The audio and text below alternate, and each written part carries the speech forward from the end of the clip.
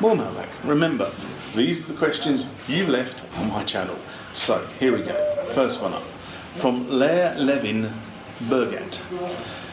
Brings back memories. Now this is in response to the U20 video, the demo songs that I did way back in 2017. It's nice to see that people are still watching the old videos, by the way, because I put them there for people to watch, and people are obviously sort of finding them and watching them, so that's good. Do you know what? I have to be honest and say, every time I buy one of these legacy keyboards and listen to them, either the demos or just playing, always reminds me of a shop in Hounslow in West London. So if you look at the tube map, you'll find a couple of tube stations called Hounslow. That's where this place was. It was called Project Music. And this shop was mainly a Roland shop, I suppose. I mean, I can't remember very many other keyboards in there. I can remember lots of Roland keyboards in there. I can remember D70s, D50s, W30s, U20s, U10s, U220s. You know, this place was full of all this sort of stuff. And they were one of these shops that you could go in there and you could just sit down and play. And they didn't care. Unless somebody was interested in buying it, and other than that, you could go in there and play. And I used to spend many a Saturday afternoon in this place just playing the latest keyboard. Couldn't afford to buy it, but I was playing it. But they knew that you would at some point go back and buy, and we did. You know, I can remember my friend going back and buying a W30. I can remember me going back and buying a D70 at the time, which was the flagship synthesizer. I then sold my D70 and bought it back. I bought another one back a few years back. But you know, you did eventually go and buy, and you spent a lot of money in there, because I mean, each one of these things was sort of somewhere between £1,500 and £2,000. And back in those times, for me, £1,500 to £2,000 was a lot of money. So, you know, you went back and bought. Sadly, the shop is no more. I don't know what happened to it at some point over the last 20 or so years. Well, probably more like 30 or so years now. But at some point over the last 30 or so years, the shop has gone. If you do Google searches on the internet, you sometimes find references to the shop and where the shop was. But I can assure you, if you go there now, the shop ain't there anymore. I did try about 5 years ago. I went over there just to see if it was still there, and it's not. So.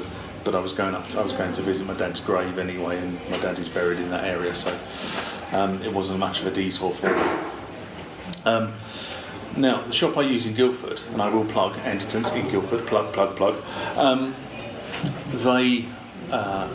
They have everything set out, but unfortunately, kind of the way they do the digital music, so they've got an area which is set out for keyboards and pianos. And then there's sort of an area for digital music, but the way they set it out, I don't really think has the same atmosphere as what Project Music was. Project Music was a sort of, the way I can describe it, was a big horseshoe around the shop. So you had an outside area with keyboards and computers and stuff, and there were Amigas and there were Ataris in there, and then you had an inside sort of thing with keyboards and stuff around it, and they were all like benches for you to work on. So all this stuff was around, and you used to walk in and you could just sit down at whatever keyboard you liked. Now, Andertons are just, while they are perfectly happy for you to sit and play, and they're perfectly happy for you to play around with stuff, I think the way they've got the drum shack and they've got keyboard set up and they've got all the digital equipment, and I'm not sure it kind of works from just sitting down and playing, being able to sort of encourage people to come and sit and play. The instruments like Project Music used to. I'm not knocking Andertons, because I think Andertons has a cracking range of stock. They're very, very helpful. They will allow you to play with stuff if you ask them to. I just don't think it's got the same atmosphere.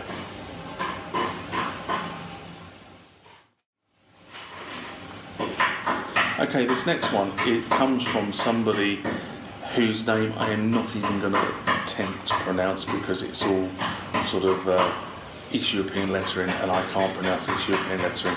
So I apologise. There obviously is a response to your comment on the channel, but I will probably get your name horrendously wrong if I try to pronounce it, so I'm not even going to bother. It says, when I'm recording to a PC via the USB, the beat FX is missing. Only clean mix is present. How do I record the beat FX?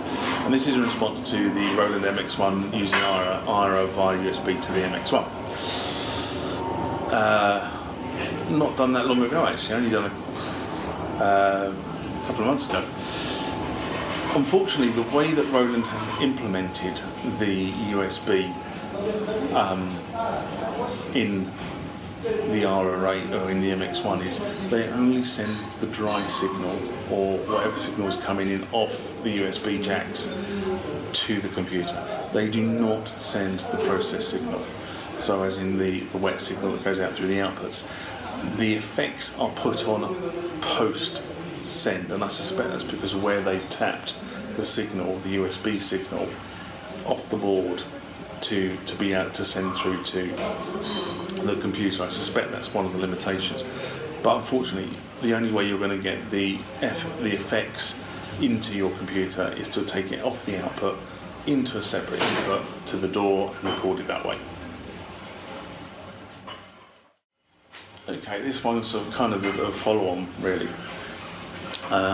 from CG Obstantanio.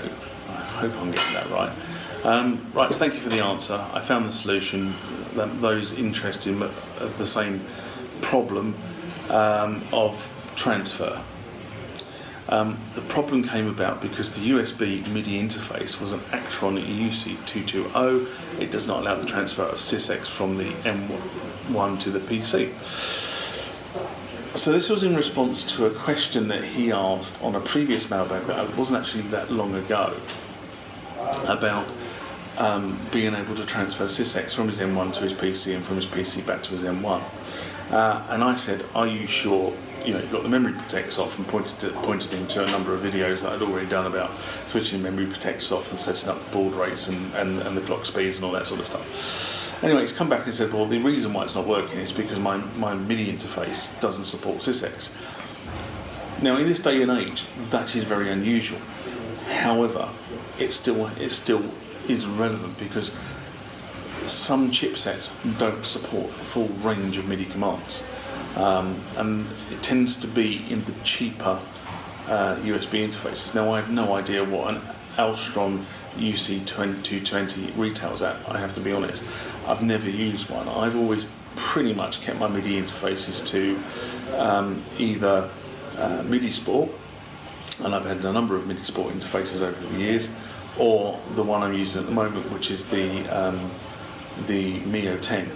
And I found the Mio 10 to be extremely capable. It's an extremely capable device. But if I am doing direct MIDI transfers, I tend to use the MIDI Sport because it cuts out the requirement to sort of specify channels and stuff, because there's only 2 channels on the MIDI Sport, and it's dead easy at that point to just send the MIDI signals backwards and forwards between the devices. So what I tend to do, and on the MIDI patch bay, I just unpatch it and plug the MIDI Sport in between the computer and the interface. And then, I plug the USB in between the computer and the keyboard, so it's literally a one-to-one mapping, and therefore I don't have to worry about mapping it. It's easy to drop SYSEX up and down. I can do it on the Mio, but to be honest, it's easier this way. Okay, final one for this section from J-Rod, Ohio. And this is in fact, there's actually 2 questions here, or 2 comments. I'm going to read it back to back, both in response to the ethical conundrum of the SMR at the beginning of September. He writes, it is indeed a dilemma. I'm sure the manufacturer still retains the rights to, but this stuff needs to be preserved and made available to people. I think they would have an issue distributing it for free. Well, I wouldn't think they'd have an issue with you distributing it for free, since they have no interest in doing so. This is the point. They have no interest in doing so. They probably don't even have the facilities to do it anymore. And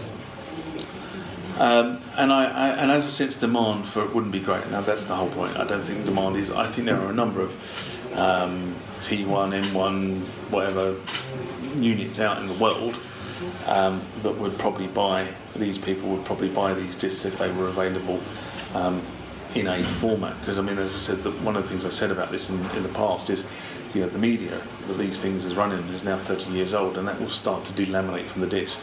So getting that off and then getting it onto new media effectively elongates the lifespan of this stuff. Anyway, going back to the thing, and since the demand for it wouldn't be there, I don't think they would bother pursuing any sort of legal actions on 30-year-old content, possibly. And then again, from another sort of regular commentator, tuber on the channel, Don DeVore. He writes, I think once the discs are second-hand markets in anyone's games, just like with books, CDs, old games, especially if companies no longer exist, or just don't care if vintage sound library discs are being traded around for a few bucks.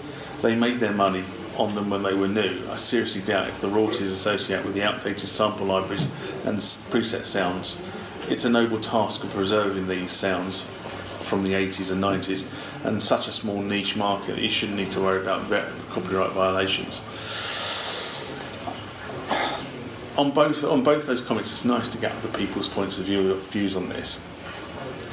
As I said, the whole idea behind this is not a money-making scheme.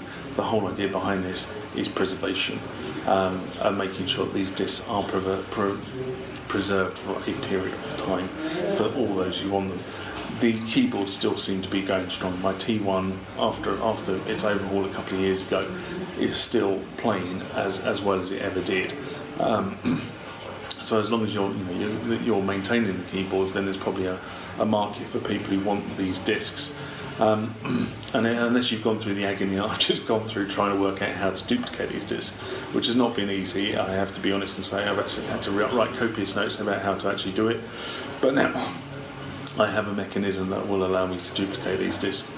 And I'm testing every disc on my T1 before anybody else gets hold of them at some point, although I haven't really shipped any at this point in time.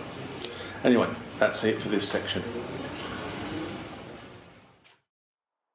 Remember, hit that like button if you like what you saw. Subscribe to the channel and hit the bell icon to be notified about more rants, more mailbag, more questions and answers, and more videos about this sort of stuff when it's loaded to the channel. Until next time, bye-bye.